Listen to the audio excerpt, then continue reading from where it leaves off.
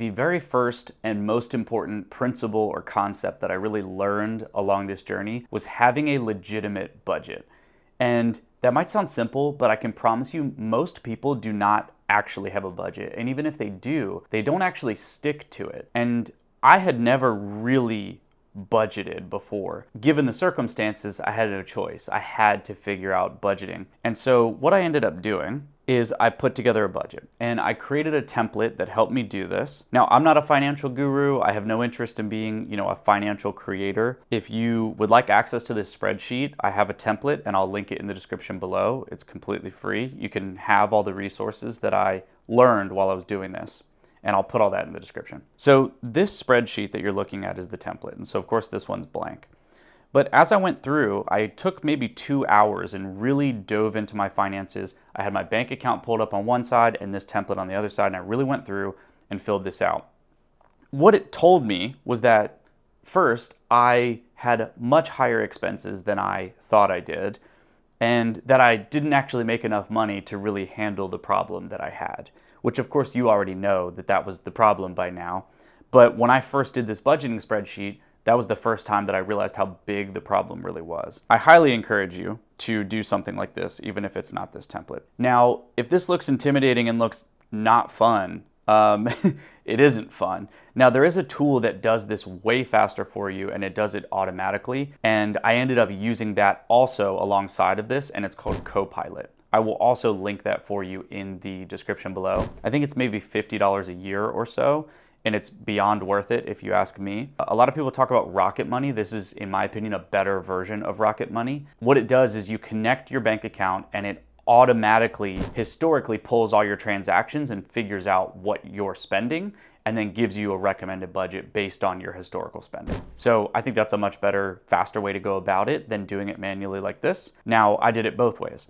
And having a budget is critically important. This is the first step to understanding your finances. Once I had my budget taken care of, the very first big lesson that I learned is called the 50-30-20 rule. And it is a rule of personal budgeting. So now that I knew my budget and I knew what money I was bringing in, I then had to figure out, what do I do with this money? And the 50-30-20 rule is essentially this. 50% of your income goes towards your needs, right? Your bills, all of the things that you cannot live without. The next 30% of your income goes towards your wants, the things that you want, right? Things that make life enjoyable, but they aren't absolutely necessary. And then the remaining 20% goes towards savings and debt. And now if you have debt, you're going to prioritize your debt first, of course. It's very hard to save when you have a lot of debt, but it is best to try and do both when you can. So imagine that 15% goes towards debt and 5% goes towards savings, or like an emergency fund, basically. And this principle really helped me understand how to kind of allocate my income. The difference with me is that I didn't have any room for wants. The period of my life where I got everything I wanted was prior to that. So I was able to say, okay, there are plenty of things that I want, but I need to kind of set that aside and say, Mike might not be doing any shopping for a while. And that was absolutely the case. So instead, I was doing the opposite. I was selling a lot of the things that I had purchased over the years. I sold all kinds of things. I had, man, and it shames me to say, I have a full-blown racing simulator here that was set up in my house for quite some time. And I made the sacrifice of taking it apart and selling a big part of it because I just had to. I had to sell everything that I could. I sold a bunch of my designer bullshit that I had bought over the years and just did everything that I could to try to tackle the debt that I had accumulated. This can all be automated, which is amazing. So you don't have to say, okay, let me divvy up my money, figure out percentages, set aside money in different bank accounts. And I do this using a tool called Sequence.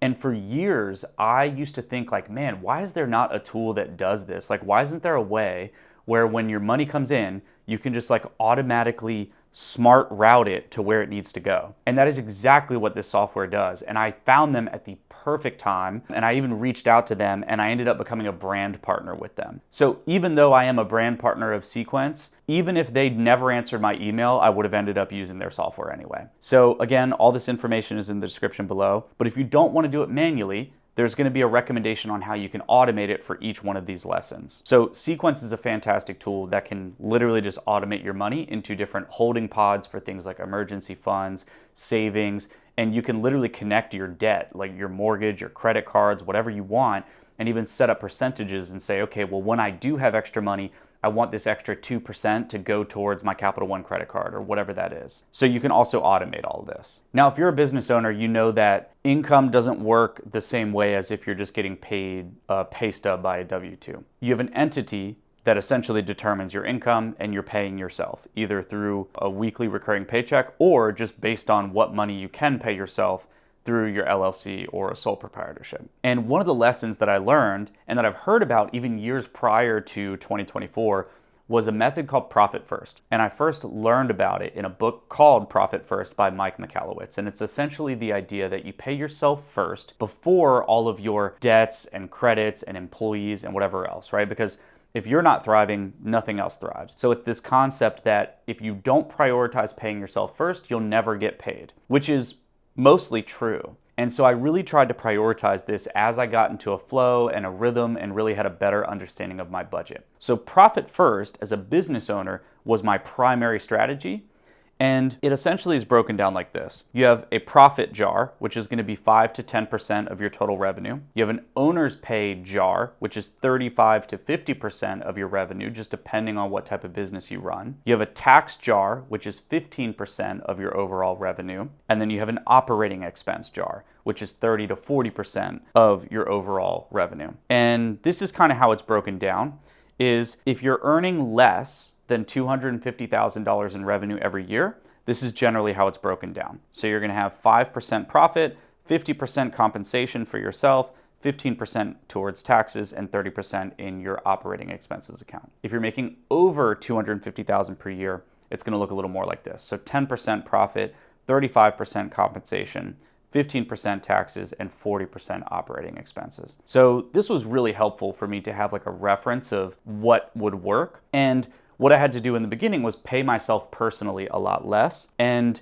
really route all that money through the Profit First model.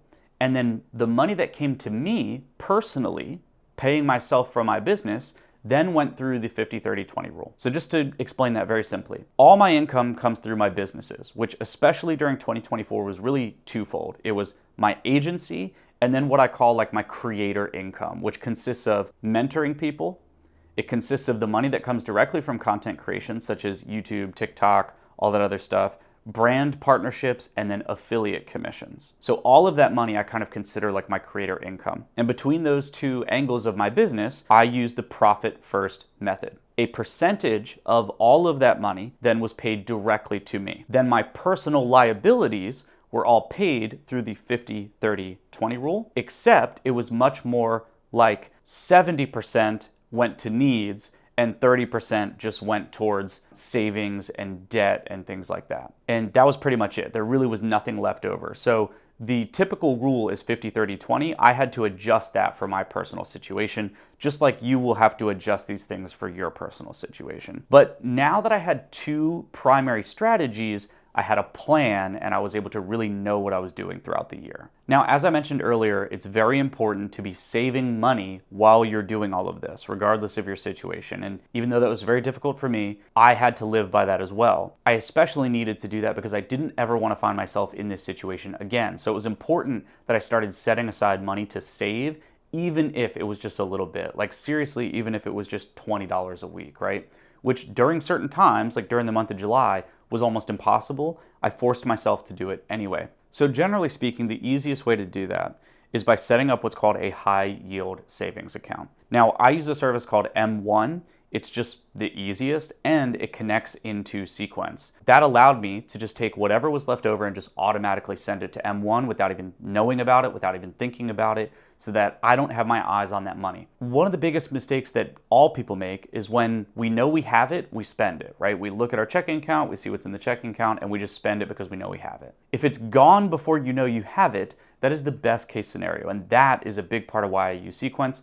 And with M1, the way that this works is you get a percentage interest that you earn on the money sitting in that account, right? It's a basic savings account. So I know at minimum that I'm either going to make 4% with that money just sitting there, or I took it a step further and M1 allows me to auto invest that money into what are called ETFs. Now, I'm not going to go into detail of what ETFs are. They're basically just a combination of valuable stocks that diversify your risk so that you can invest a portion of money across multiple investments or stocks, so that way your money is not all tied up in one basket. And that's basically it. That's what an ETF is. The S&P 500, if you're familiar, is basically an ETF. So it allows you to kind of spread your money across a number of different things, and most of the more popular ETFs are always going to increase in returns. So for example, M1 allows me to divvy up all of the money that I have in the savings account into a number of ETFs if I want to. So let's say I put half of my savings that are with M1 into the S&P 500. The S&P 500 is very reliable, right? It can give you anywhere from a 4 to 10% return on your money, give or take, just depending on what's going on in the economic market, right? And again, I'm not a financial expert, but it allows me to feel like, okay, my money's safe and I'm getting some return, even if it is only $500, $1,000 that's sitting in that account. But I can also choose to take half of that and put it in a little bit more riskier of an ETF, and that might give me 15 to 20% returns. Now the risk, of course, is higher, but M1 is what allows me to do that, and it allows me to take that money, save it, grow it, and then reinvest it so that I'm always building sort of this nest egg, emergency fund, rainy day fund on the side. And again, you can do this manually. You can just set up an M1 account and just send money into it when you want. I choose to do it automatically so that it's out of sight, out of mind. Now, the next thing we're going to talk about is the statute of limitations and how you can actually get out of paying debts that you owe. Disclaimer, do your own research because this does vary from state to state. I live in Virginia and I'm in the United States, so take that for what you will. But here is my understanding of it and how I used it to leverage it for my own benefit. So I had a debt for about $16,000 that I was being contacted about. And in the beginning, this is what I wish I would have known. Because what I did was I just kind of ignored it because I had bigger problems to deal with, as you know, right? I had the IRS going on, I had the situation with my house, so I really didn't care about a $16,000 debt. So I just ignored it and was like, whatever. I already knew that my credit was going to be wrecked and it was just a problem for a different day. Most of my major purchases are done, right? I bought a house, I bought a car. I don't need credit right now anyway, so I really didn't care. However, in hindsight, the more that I learned throughout 2024, the better understanding that I had of this. And what I wish I would have done was contacted them as soon as they had contacted me and asked for what's called a validation letter. And what it is it's requesting that they validate that the debt is legitimate. This really needs to be done immediately when they contact you. So if you are somebody in this situation, you have a debt collector that's contacting you, or you're expecting them to contact you, immediately ask them for a validation of debt letter. And when you do that, they have 5 days to respond. Now, this is only true within a 30-day time frame from the first time they contact you. If it's within 30 days of the first time they contacted you, and you ask them for a debt validation letter, they have 5 days to respond. If they do not respond, then in most cases, you are not liable for that debt. Again, keep in mind, do your own research and consult your own professional because there are different situations that apply to that. But that has been my understanding of this and what I've learned from the people that I've worked with. Now, my mistake was that I didn't do that within the first 30 days of that time frame. I still ended up asking for validation of debt letter, and even as we speak, I'm in the middle of not having to pay that debt, but my situation will play out as it will. But these are the things that I wish that I knew in the beginning so that I would have made things much easier on myself. Now, once you request the validation letter, they, generally speaking, have to send it to you in the mail, right? So they have to send it within 5 days and mail it to your mailing address. If you have companies that are calling you and leaving you voicemails that are like very vague and they're not giving details, often that can be a good sign because it means that maybe they do not actually have the information or it's not a valid debt that you potentially owe. And the reason this is so crucial is because often the people that are trying to contact you about a certain debt are not the original creditor. It is normally somebody who has bought the debt from the original creditor. And on this topic of debt collection and debt consolidation, I had a big discovery that really opened my eyes to a lot of things. During the month of July, I really thought to myself, I just need to get a debt consolidation loan, right? Imagine I can get a loan for 100 grand, 200 grand, just put all the debt together and then just have one monthly payment. Well, that proved to be way harder than I had anticipated. The more that I looked into it, the more I just found dead ends, and I couldn't understand who even can get a debt consolidation loan. And the answer is, it's pretty difficult. And I guess it makes sense because most of the people that are looking for a consolidation loan are people that are struggling financially. And I fit into that camp as well, right? Regardless of how much money I was making, I couldn't keep up with all the debts that I had built up over the years. And I was drowning, right? So why would someone want to give me a loan when I've basically been proven to not be able to pay the original loans that I had, basically, right? Makes sense to me. Now, along the way, I started to get ads for debt consolidation. And I reached out to some of these companies. I'm not going to name names, but trust me, I've talked to all of the big major players, and they're all very sketchy. And I spent hours on the phone with these companies asking them, okay, what do we need to do? And essentially what they tell you to do is they tell you to stop paying your credit cards and to pay them instead. And they say this because they claim, well, by ignoring paying your creditors and paying us, we are then able to collect this money and use it as bargaining and negotiating power when we then contact them on your behalf, and we have existing relationships with them, so we're able to get deals that you can't get. It's not true. That is not accurate at all. And what I found out is that most of the big banks and most of the big financial establishments like Wells Fargo and Chase Bank and Truist and SunTrust and whoever else, they do not work with debt consolidation companies. They don't entertain them, they don't answer the phone, they refuse to communicate with them. And they actually put out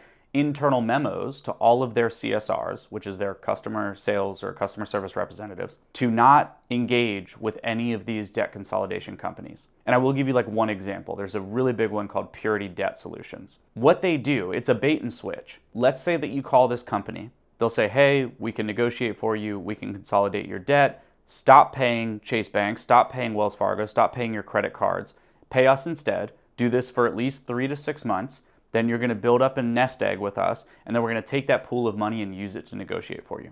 That's not true, that's not what happens. What they do is they take that money, then they kind of pretend to do that for you, but what really ends up happening is they come back and they say, hey, unfortunately we weren't able to negotiate a better rate for you, and instead we'd like to offer you our own loan. So now you just end up getting a high interest consolidation loan from PDS, right? So they basically told you, oh, we're gonna negotiate for you, we're gonna consolidate it for you. They don't do that, and they won't even give you the loan. Instead, they try to negotiate, and basically they put together an escrow account that they own, and then they hold your money and they make money off of that. Now, worst case scenario, what they do is they just refer you to somebody else, which they then earn an affiliate commission on. So that's the wrap on debt consolidation. What I found is that there are companies that really do actually help you negotiate with these big banks, and they are called debt counseling. And I know that sounds silly because it's such a slight change, but the problem is that these big debt consolidation companies make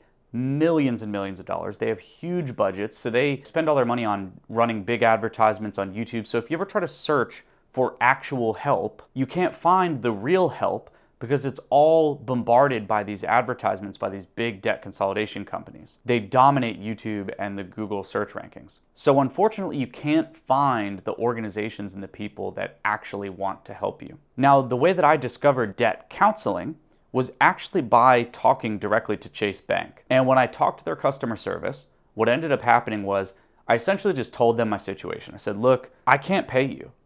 There's just no money to pay you. At the end of the month, there's nothing left, and often it's negative. So while they realize that they're not gonna get the money directly from me, then they tell me, well, we do have a variety of debt counseling companies that we can refer you to that will help you navigate this situation. And that was the first time that I had ever heard anything like that. And the reason that the banks don't tell you that right away is because they wanna do everything they can to keep you paying your credit card bill, because where they make their money is not on the credit card payments. They're making it on your interest payments. All loans, your mortgage, your credit card, the money is made on the interest. It's not made on the principal balance. So they want to pull every string they can to keep you behind on your payments, because you're still paying them, even if you're behind. They don't actually care if you're behind, they just care that you continue to make your payments. So if they finally come to the conclusion that you're a lost cause, then they will finally open the door and refer you to a debt counseling partner. The big difference with debt counseling is that they are nonprofits. There's a big misconception with nonprofits. It doesn't mean that they don't make money. Nonprofits do make money, but it often means that they're not as invested in making profits. As long as their bills are paid,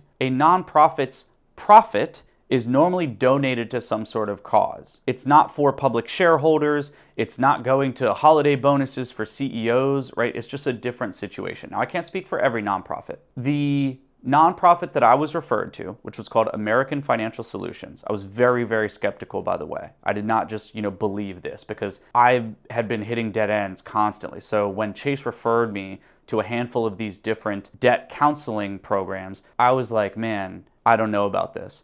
So I did a ton of research. I started to look on Trustpilot, and I actually found that they had really great reviews. Whereas if you look up the debt consolidation companies, they have terrible reviews. So immediately I thought, okay, this is really interesting. What's the difference, right? Debt consolidation, debt management, or debt counseling? Well, I decided to just call them and speak to them. And immediately there was a huge difference. And I could tell that they were knowledgeable and that they could actually help me. And they really do have bargaining and negotiation power with the big banks because they are actually partnered with them. So they immediately tell me, yes, you can find a better way to consolidate your debt with these companies. So let's use Chase for an example. And I did. I had 2 high credit limit credit cards with Chase. One was a personal card, one was a business card. They said, look, both the accounts will be closed, but you'll have 0 interest and you'll have no penalties. So instead, we cancel all the interest, the late fees, everything that you owe. We accept the balances that you have, and then we put them together into one smaller payment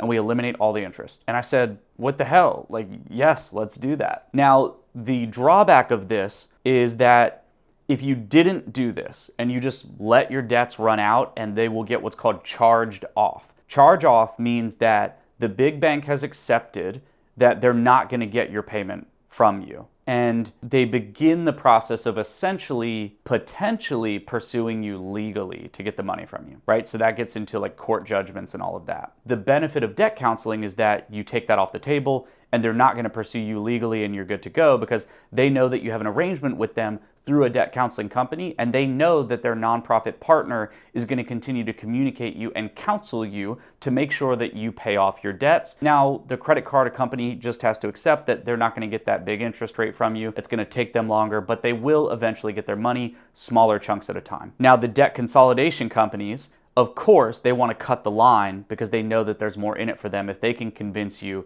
that you can negotiate with the credit card companies. The reality is that you can negotiate with the credit card companies directly with them. You could call up Chase or Wells Fargo or whoever, and you can negotiate directly with them. And you can also just let your account charge off, and they'll send you a letter saying your account has gone into the charge off status. We are getting ready to pursue legal matters with you, but we could settle the account right now, and normally it's going to be for half of the balance. The downfall is that you have to pay that balance in full. So for example, my business credit card, I gave you the balance earlier, it was like $35,000. If I were to let that charge off and then they would mail me and say, hey, you could just pay off half this balance, that would be, $17,000. And of course, given my situation, I didn't have $17,000 just laying around. So therefore, I can't take them up on that offer anyway, and I don't want them to take me to court or pursue some sort of legal matters. So the best option was, all right, let me try this debt counseling thing. And so far, it's been a great experience. So I will link the company that I use in the description. It's not an affiliate link. I get no benefit out of you using it, but it's been a good experience and they've been very helpful. So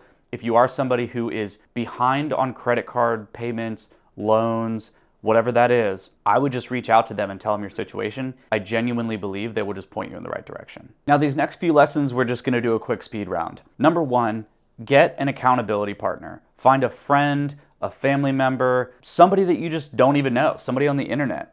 I had partnered with my buddy Terrell, who I've been friends with for years, but we've never actually met in person. He was just someone who we have something in common, we're like-minded individuals, and we just started doing a call once a week. And that was it, just a 10, 15-minute call. So get an accountability partner that can help you through this journey so that you force yourself to stay on top of this. The next one I already mentioned, but get a financial planner or some sort of financial advisor that can help you through this situation and help set you up for success in the future so that you don't run into these problems again. And the last one is more of just a philosophy, which is time freedom is more important than money freedom. It's so easy to get into this like chase of money and feeling like, okay, the solution to my problems is making more money. Money is a tool. Money is a resource. Money can offer freedom and it can be a good solution for many things, but it's not a good long-term strategy. And making tons of money can often magnify the existing problems in your finances like it did for me. And it can also just make things way more hectic and stressful than it needs to be. So try to focus your vision on time freedom. What are the things you enjoy doing? And base the amount of money that you want to earn around what you enjoy doing with your time, not what you enjoy buying with your finances. So what's the conclusion of all this and what does this all accumulate to? Well, my videos of documenting this were seen over 700,000 times.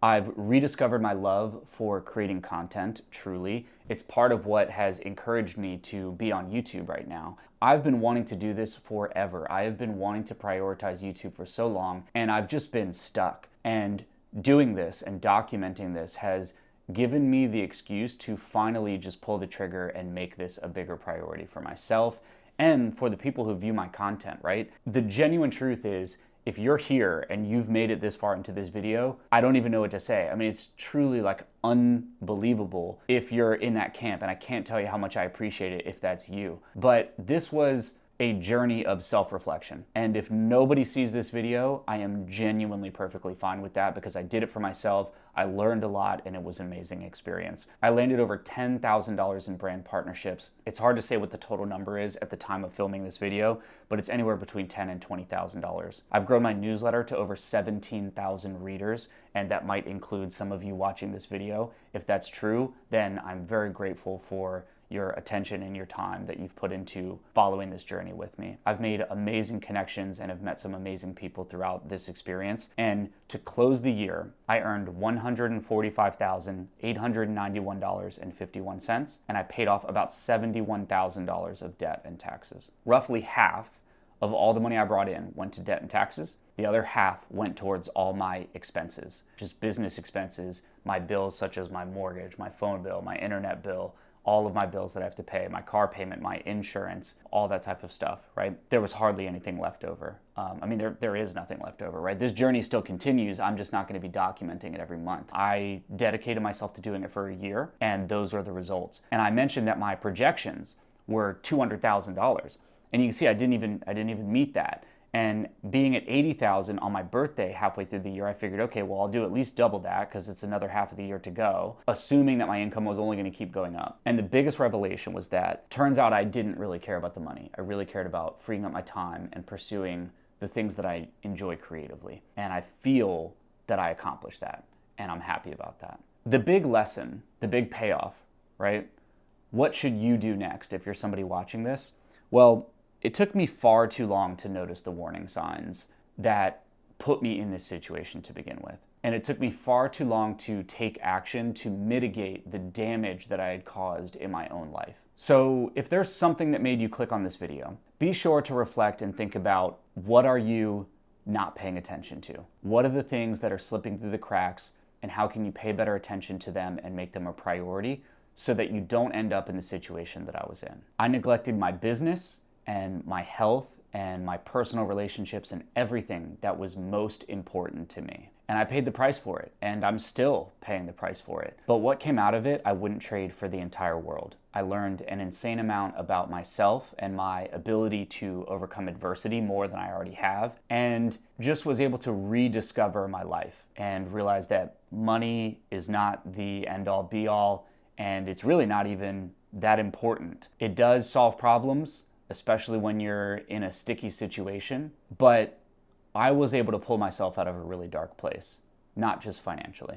And that I will carry with me for a very long time. So if you take something away from this video, I want you to start building in public. You don't need to be in a financial situation like me. Whether you're in debt or not in debt, or you have some sort of financial journey ahead, has nothing to do with this advice. You could be an artist or a musician or a content creator. You could be somebody who's working a regular job and pursuing some sort of side hustle on the side. I would really encourage you to build in public. And it doesn't have to be talking to camera like this. It does so much for your life. And what started out as a challenge to get myself out of debt turned into a vlogging creative practice, and I've loved every moment of it. And so set a challenge and a goal and a timeline and just do it. Just do it. It doesn't matter what anybody thinks. Do it for yourself, most importantly, because the things that you do for yourself and that you enjoy, other people will enjoy them, and they will resonate with your story, your journey, your experiences, and you will find your tribe. You will find the people who care about what you have to say, and you'll realize that the mess is the message. The obstacle truly is the way. And I didn't know that at first, but I do know that now.